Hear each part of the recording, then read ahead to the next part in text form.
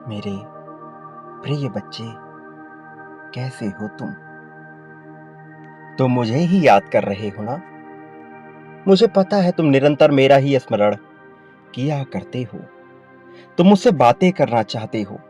तुम मुझे अपनी बातें बताना चाहते हो। और इसलिए मैं आज तुमसे कुछ कहने आया हूं मेरे प्रिय। मैं जानता हूं कि हर बार तुम्हें इस्तेमाल किया गया, लोगों के द्वारा तुम प्रयोग किए गए। लेकिन तुम्हें दुख तब हुआ जब वो जिन्हें तुम अपना मानते थे, जिन्हें तुम अपना सबसे अजीज मानते आए हो, उनके द्वारा तुम्हारा इस्तेमाल किया गया। जब उनके द्वारा तुम्हें धोखा दिया गया। हर किसी ने अपने मतलब के लिए तुम्हारा प्रयोग किया और मतलब पूरा हो जाने पर तुम्हारा साथ देने के बजाय तुम्हें छोड़ दिया। मेरे प्रिय बच्चे, मैं जानता हूं कि तुम लोगों के समक्ष जाकर हंसा करते हो, किंतु उसके पीछे जो पीड़ा होती है वह केवल मैं ही समझता हूं। मुझे पता है कि तुम कितने खुश हो और कितने दुखी। भीतर से तुम क्या महसूस करते हो मैं वह भी जानता हूं। मेरे प्रिय बच्चे, जो मैंने देखा है वह कोई और नहीं देख सकता। मैंने देखा है कि तुमने किस तरह अपने खुशियों का त्याग किया है, अपनों के लिए, उनके लिए जो तुम्हारे अपने ही परिवार के सदस्य हैं, उनके लिए जिन्हें तुमने अपने दिल से भी ज्यादा चाहा, उस व्यक्ति के लिए भी जिसे तुम अपना सब कुछ मानते आए हो। हर किसी के लिए तुमने त्याग किया। तुम कभी पीछे नहीं हटे। तुमने कुछ देने के लिए, कुछ कुर्बान करने के लिए भी जरा भी संकोच नहीं किया जब बात तुम्हारे अपनों पर आई। लेकिन बदले में तुम्हें कभी वह सम्मान, सत्कार, वह प्रेम मिल ही ना सका। मर्यादा में रहकर भी तुम्हें अमर्यादित कहा गया। मेरे प्रिय बच्चे, मैं तुम्हारे हर दुख को समझता हूं, देखता हूं। मैं हर चीज से परिचित हूं। मैं जानता हूं कि तुम्हारे दिल पर क्या गुजरती है जब तुम्हारा कोई अपना ही तुमसे ऊंची आवाज में बात करता है, बिना ये जाने कि तुम सही हो अथवा गलत। वो अपना ही क्या, जो तुम्हारे सही होने पर भी तुम्हारा साथ छोड़ दे। गलत होने पर तो हर कोई साथ छोड़ ही देता है, किंतु अपने तो गलत होने पर भी साथ नहीं छोड़ते। वास्तव में अपना वही होता है जो सही या गलत की परवाह किए बिना केवल दिल से तुम्हें अपना मानता हो और तुम्हारे द्वारा किए गए हर कृत्य का समर्थन करता हो। यदि उसे लगे कि तुम बहुत ज्यादा गलत कर रहे हो, तब भी वह तुम्हारा विरोध न करेगा, बल्कि एकांत में तुम्हें समझाने का प्रयास करेगा। किंतु जो तुम्हारे ऊपर झल्लाए, जो चिल्लाए, जो बेवजह की बातें बनाए, वह कभी तुम्हारा साथी, कभी तुम्हारा अपना हो ही नहीं सकता। मेरे प्रिय बच्चे, तुम्हारे जीवन में जो दुख आए, उन दुखों के अंत का समय अवश्य आ गया है, क्योंकि मनुष्य एक ही तरह की परिस्थिति में लंबे समय तक नहीं रह सकता, और खासकर तब जब उसके कर्म बेहतर हों, और तुम्हारे कर्म बहुत बेहतर हैं। इसके बावजूद तुमने दुखों का एक पूरा का पूरा युग देखा है, और अब इस युग का अंत होना आवश्यक है। और इस वजह से मेरे प्रिय बच्चे, तुम्हें हर हाल में इस संदेश को पूर्णतः अंत तक सुनते ही रहना होगा। चाहे परिस्थिति कोई भी हो, चाहे तुम्हारे पक्ष में हो अथवा ना हो, तुम्हें किसी भी परिस्थिति में इस संदेश को बीच में छोड़कर जाने की भूल नहीं करनी है। तुम्हें यह भूल किसी भी कीमत पे नहीं करनी है। मेरे प्रिय बच्चे, मैं जानता हूं कि अब भी तुम उस व्यक्ति से अलग नहीं हो जिसे तुमने सदैव अपना माना है, लेकिन वह तुमसे अलग हो रहा है क्योंकि वह स्पष्ट रूप से अपनी बातें कह नहीं पाता। चाहे तुम्हारे भविष्य की बात हो, चाहे तुम्हारी अपनी कोई निजी बात हो, तुम उसे न खुलकर बता पाते हो, न ही वह समझ पाता है। ऐसा नहीं है कि उसके मन में प्रेम नहीं है, किंतु प्रेम का होना और प्रेम का दर्शाया जाना दोनों आवश्यक है। जब मनुष्य प्रेम को दर्शाना छोड़ देता है तब प्रेम के होने का महत्व धीरे धीरे कम हो जाता है, क्योंकि प्रेम तब केवल मुसीबतों में ही खड़ा नजर आता है। अन्यथा की स्थिति में वह प्रेम प्रेम जैसा लगता ही नहीं है। मेरे प्रिय बच्चे, मुझे ज्ञात है कि तुम्हारे जीवन में कौन सा दौर चल रहा है, लेकिन यह दौर प्रत्येक मनुष्य के जीवन में भेजा ही जाता है, यह परखने के लिए कि मनुष्य वास्तव में इस योग्य है अथवा नहीं कि उसे समस्त खुशियां प्रदान की जाए। यह मृत्यु लोक है।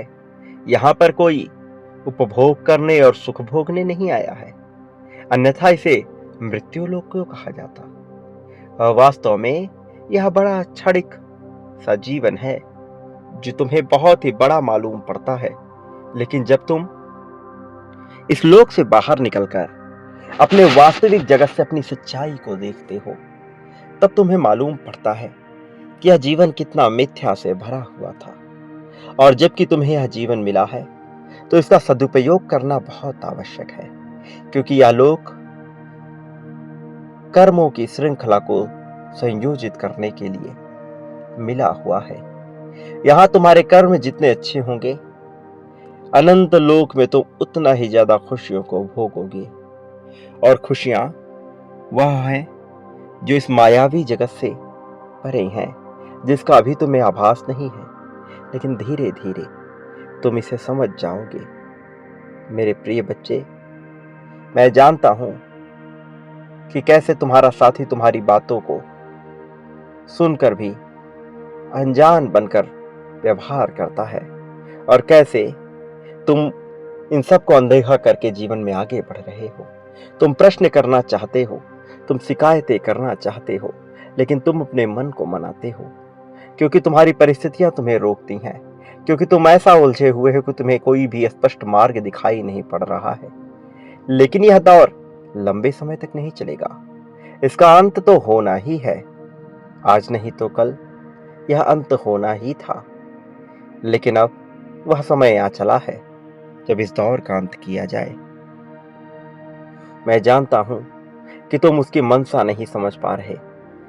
तुम यह नहीं समझ पा रहे हो कि वह कैसा रुख लेने वाला है, कि तुम्हारा जीवन किस मोड़ मुड़ने वाला है। मेरे प्रिय, तुम्हें भय भी लगता है उससे अलग होने का, तुम्हें भय भी लगता है इस जीवन में हार जाने का, तुम्हें भय लगता है कि कहीं तुमसे वह चीजें छूट ना जाए जो अभी तुम्हारे पास है। भले ही तुम अभी इसकी शिकायतें कर लो, लेकिन इसे खोने का भी भय तुम्हें निरंतर बना रहता है। मेरे प्रिय, मैं जानता हूं कि तुम्हारे मन में कितना प्रेम बसा है, अपनों के लिए, अपने साथी के लिए, अपने परिवार के लिए, और कैसे इस प्रेम का दुरुपयोग किया गया। कुछ घटनाएं दिन प्रतिदिन तुम्हारे जीवन में ऐसी घटित हो रही हैं जिससे तुम्हें अपने जीवन पर ही यकीन नहीं रह गया है, जिससे तुम्हारा विश्वास उड़ता चला गया है। लेकिन तुम्हारा विश्वास पूर्णतः उठेगा नहीं, उससे पहले बहुत सी चमत्कारिक घटनाएं भी घटित होंगी। यदि तुम सकारात्मक पहलुओं पर विचार करोगे तो तुम देख पाओगे कि तुम्हारा जीवन कैसे रुख मोड़ रहा है, तुम्हारी सोच से परे कैसे ये दूसरी दिशा में जा रहा है। अभी तुम्हारी सोच वहां तक पहुंच ही नहीं पा रही जहां तुम्हारा यह जीवन तुम्हें ले जाना चाहता है। लेकिन एक बार अपनी आंखें खोलकर विचार करो, एक बार दुनिया के मान्यताओं से ऊपर उठकर विचार करो, एक बार दूसरों का सहारा छोड़कर विचार करो। अभी तुम दूसरों पर आश्रित होकर जीवन जीने की कल्पना कर रहे हो।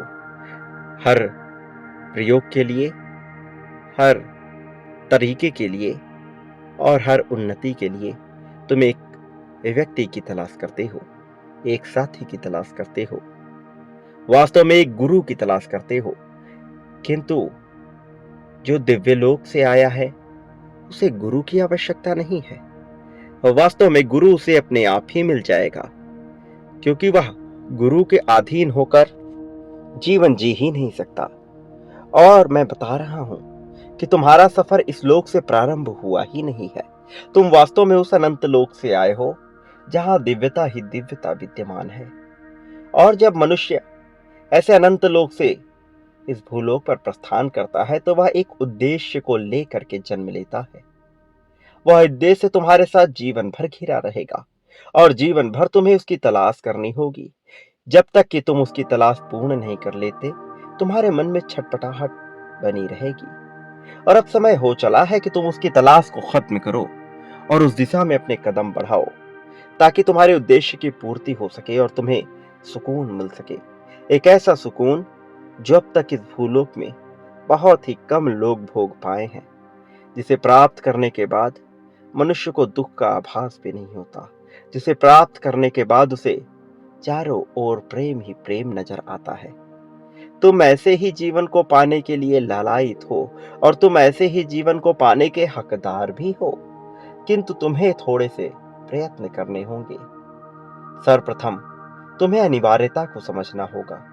मैं जानता हूं कि तुम उलझे हुए रहते हो और यह उलझन तुम्हें खाए जा रही है, लेकिन एक बार अपनी उलझन से बाहर निकल कर देखो।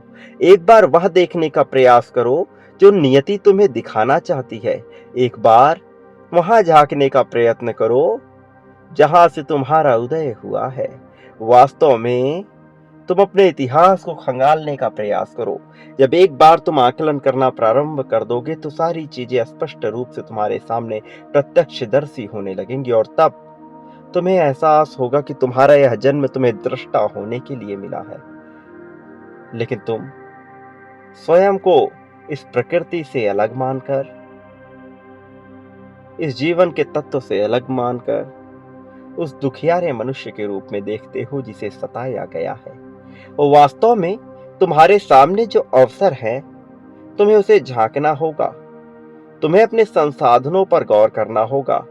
अपने अतीत को देखकर, अपने संसाधनों को देखकर तुम्हें एक स्पष्ट अनुमान लगाना होगा कि तुम्हें किस दिशा की ओर बढ़ना है। और यह सब कुछ तुम कर सकते हो और इसके लिए तुम्हारी लेखनी तुम्हारा हथियार साबित होगी। जब तक तुम इसे स्पष्ट रूप से लिखोगे नहीं, तुम यह समझ ही नहीं पाओगे कि मैं क्या कहने का प्रयास कर रहा हूं। तुम अपने अतीत को लिखते जाओ। तुम यह लिखते जाओ कि तुम्हारे पास वास्तव में कौन से कौशल संसाधन मौजूद है और तुम्हारे पास वास्तव में क्या कर सकने की क्षमता है। जब तुम अपनी क्षमता और संसाधन का सदुपयोग करके एक साथ उन्हें मिला लोगे, तब तुम वहां पहुंच जाओगे जहां पहुंचने के लिए तुम्हें बनाया गया है। क्योंकि इस तरह से तुम निर्माण करोगे, सृजन करोगे एक ऐसे हथियार का जो प्रगति के लिए चलाई जाती है, न कि विध्वंस या संहार के लिए। तुम अपने आप को उस ब्रह्मरूप के साथ सम्मिलित होता हुआ पाओगे जो इस संसार की रचना का कारणदायक है। प्रिय बच्चे, मैं जानता हूं कि तुम्हारे मन में कैसी कैसी बेचैनी चलती रहती है, किस तरह से तुम छटपटाते हो और किस तरह से तुम्हें कोई मार्ग नजर नहीं आता। लेकिन तुम अब तक जिस सफर में आगे बढ़कर आए हो, तुम एक बार उसका गौर करो और एक बार उस पर अपना दिमाग लगाओ, तो तुम पाओगे कि अब तक तुमने जो जीवन जिया है, उस जीवन के पीछे बहुत से कारण समाहित थे और यह कारण ही तुम्हारे जीत के कारण बनेंगे, तुम्हारे जीत के उत्तरदायी बनेंगे। लेकिन तुम्हें संसाधनों का सदुपयोग करना सीखना ही होगा। जब तक तुम संसाधनों का सदुपयोग नहीं करोगे, वह उस हथियार के समान हो जाएंगी जो पड़े पड़े जंग लगने से खराब हो जाती है। तुम्हें जो कौशल प्रदान किया गया है वह किसी कारण से प्रदान किया गया है, लेकिन अब तक तुम अपने कौशल का अनुमान ही नहीं लगा पाए हो, जबकि तुम दिन प्रतिदिन उसे अपनी क्रिया में, अपनी योजनाओं में शामिल करते हो। तुम अपने कौशल का प्रयोग दिन प्रतिदिन करते हो, ये जाने बिना कि यह गुण तुम में विद्यमान है। और एक बार तुम उसका सही जगह पर प्रयोग कर दोगे तो तुम उस अनंत ऊंचाई को छुओगे जहां से तुम समस्त भौतिक संसाधनों को प्राप्त कर सकते हो। और अभी तुम इसी के लिए ललायित हो, क्योंकि तुम्हारा बाहरी मन तुम्हें सुकून और शांति की बातें बताता है, किंतु भीतरी स्वभाव से तुम कहीं ना कहीं एक सुविधापूर्ण जीवन की चाह करते हो। तुम्हारी यह चाह निरर्थक नहीं है, यह बेवजह की नहीं है। वास्तव में इस चाह के पीछे कोई बुराई भी नहीं है, किंतु यह चाह किस परिस्थिति में आ रही है, यह महत्वपूर्ण है। तुम्हारी चाहत पे न कभी प्रश्न चिन्ह खड़ा था, न कभी प्रश्न चिन्ह खड़ा होगा, लेकिन तुम्हारी क्रियाओं पर प्रश्न चिन्ह लगाया जा सकता है, और वह भी तब जब तुम भय से पूरी तरह से ग्रसित हो।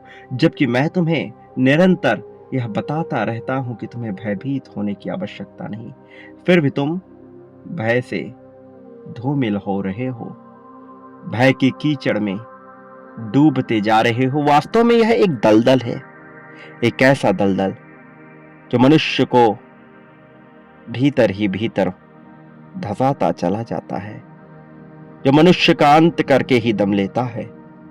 मैं नहीं चाहता कि तुम्हारा अंत हो, मैं नहीं चाहता कि तुम्हारी चाहतों का अंत हो, इसलिए मैं तुम्हें मार्ग दिखाना चाहता हूं, इसलिए मैं तुम्हारी उंगलियां पकड़कर तुम्हें सही दिशा में ले जाना चाहता हूं। मैं चाहता हूं कि तुम चुनाव करो, मैं चाहता हूं कि तुम आकलन करो, मैं चाहता हूं कि तुम स्वयं से सृजनात्मक धारा में बह चलो।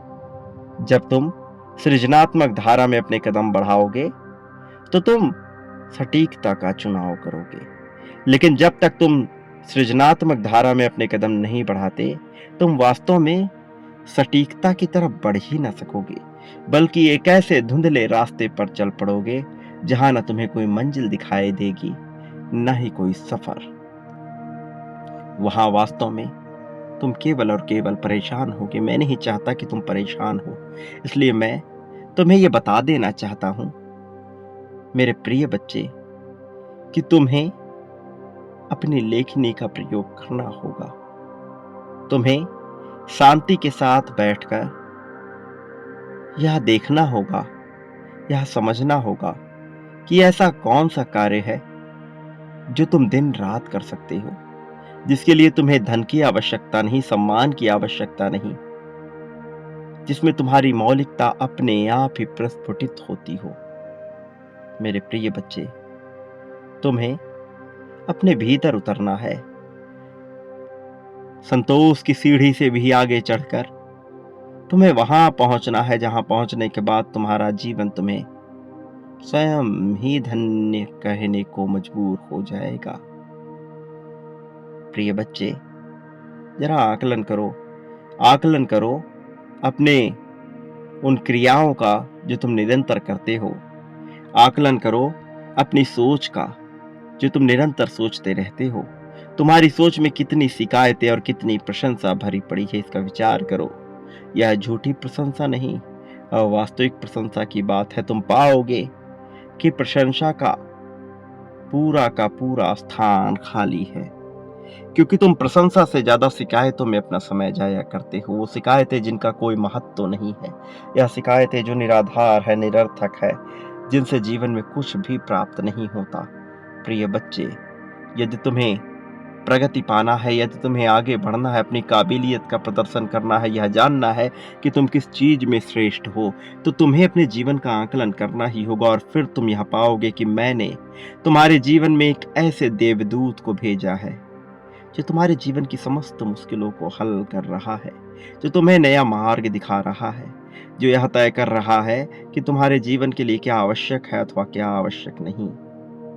मेरे प्रिय बच्चे, वो लोग जो सदैव तुमसे चिढ़ा करते हैं, वो लोग जो सदैव तुम्हें नीचे ढकेलने का प्रयास किया करते हैं, जो नहीं चाहते कि तुम प्रगति करो, उन्हें अपने कर्मों का हिसाब चुकाना ही होगा। वह निरंतर बच नहीं सकते, वह निरंतर शांति से नहीं रह सकते। उनके कर्म उनके आगे अवश्य आएंगे, उन्हें हिसाब देना ही होगा, उन्हें अंत भुगतना ही होगा, उन्हें यह बताना ही पड़ेगा कि उन्होंने ऐसा क्यों किया। सारे जवाब तलब होंगे। मेरे प्रिय बच्चे, तुम अब तक के अपने जीवन में बहुत से पुण्य कर्मों को कर चुके हो। वास्तव में तुम एक पुण्य आत्मा हो, तुम्हारे द्वारा गलत कार्य हो ही नहीं सकता। लेकिन कई बार तुमने धर्म का साथ नहीं दिया है, और धर्म सही गलत से परे होता है, अच्छे या बुरे से परे होता है। धर्म का केवल अर्थ इतना होता है कि तत्कालीन परिस्थिति में तुमने सही चुनाव किया या नहीं। तुम हारे या जीते, तुम विजेता बने या हार का कालिख तुम्हें पोतना पड़ा, यह मायने नहीं रखता। मायने रखता है तो केवल इतना कि तुमने धर्म का साथ दिया अथवा नहीं। जो मनुष्य धर्म का साथ देता है, फिर वह चाहे कितना ही ज्यादा हारा और दुखियारा क्यों ना हो, उसे मैं प्रगति दिला ही देता हूं। मेरे प्रिय बच्चे, अब तुम्हारे उत्सव मनाने का समय आ रहा है, लेकिन उससे पहले तुमने जो दुख झेले हैं उनका भी हिसाब होगा, क्योंकि तुमने दुख अत्यधिक मात्रा में झेल लिए हैं। तुम्हारे सामने एक के बाद एक समस्या आती ही गई है। एक समस्या खत्म नहीं होती कि दूसरी प्रारंभ हो जाती और तुम उलझनों में फंसे रह जाते हो। तुम कोई सही चुनाव नहीं कर पाते हो। लेकिन अब तुम्हें अवसर दिया जाएगा सही चुनाव करने का। अब तुम्हें अवसर दिया जाएगा यहां जांचने का कि क्या तुम्हारे लिए उपयुक्त है और क्या नहीं। वो लोग जिनसे तुमने अत्यधिक प्रेम किया और जो तुम्हारे प्रेम के महत्व को नहीं समझ पाए, वो भी पछताएंगे। उन्हें भी पछतावे का सामना करना ही पड़ेगा, और मैं नहीं चाहता कि उन्हें पछतावे का सामना करना पड़े, लेकिन उनकी नीयत ही ऐसी है कि उन्हें ऐसा करना ही पड़ेगा। जब उन्होंने अपनी नीयत में खोट दर्शा दिया, जब उन्होंने वास्तविक प्रेम को ना समझकर और उसके बदले में तुम्हारा प्रयोग किया, तो उनके साथ भी ऐसा ही होगा। भले तुम ऐसा नहीं चाहते, लेकिन नियति की तो यही चाल है, और नियति अपने गति के दूसरे मार्ग पर नहीं चलती। मेरे प्रिय बच्चे, तुम जो कि अब तक अपने जीवन में दुखों का ही सामना करते आए हो, जो कि अपने जीवन में लोगों से प्रेम की चाहत ही करते आए हो, तुम्हें यह नसीब नहीं हो रहा था। लेकिन अब समय बदल चुका है। यह माह तुम्हारे लिए बहुत कुछ लेकर आया है। इस माह में वास्तव में तुम्हारे लिए वह सब कुछ है जो तुम चाहते आए हो। बस तुम्हें अपनी आंखें खोलनी है, बस तुम्हें विचार करना है, बस तुम्हें बदलाव की तरफ अपने कदम को बढ़ाना है, क्योंकि निरंतर परिवर्तन हो रहे हैं।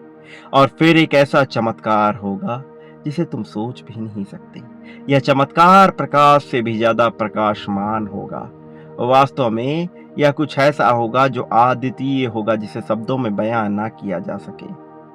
मेरे प्रिय बच्चे, अब अपने अरमानों की डोलियां सजा लो, क्योंकि अब तुम्हारे अरमान सत्यता में परिणित होने वाले हैं।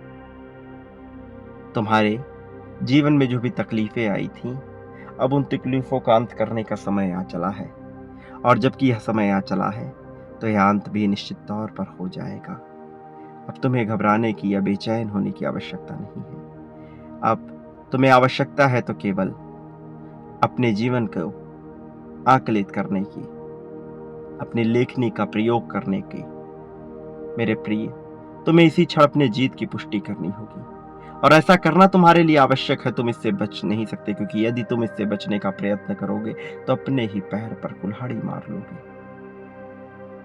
जो जीत तुम्हें मिलने वाली है सामान्य नहीं है, इसलिए इसकी पुष्टि निरंतर करते रहना आवश्यक है। इसी क्षण संख्या 11-11 लिखकर अपनी जीत की पुष्टि कर दो, और यह दर्शा दो कि तुम जीतने के लिए प्रबल इच्छुक हो। यह दर्शा दो कि तुम इसी क्षण चाहते हो कि जीत तुम्हारे कदमों में बिछा दी जाए। मेरे प्रिय, एक बात सदा याद रखना कि तुम इस संसार में जो भी बांटते हो, बदले में अपने लिए भी वही प्राप्त करते हो। फिर चाहे प्रेम बांटो, धन बांटो, समर्पण, त्याग, ईर्ष्या, द्वेष या नफरत, जो बांटोगे वह कई गुना होकर तुम्हें प्राप्त होगा।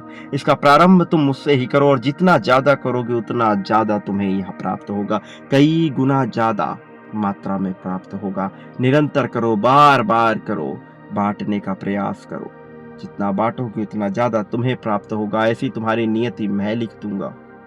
मेरे प्रिय बच्चे, भलाई करो, बदले में तुम्हें बहुत कुछ प्राप्त होगा।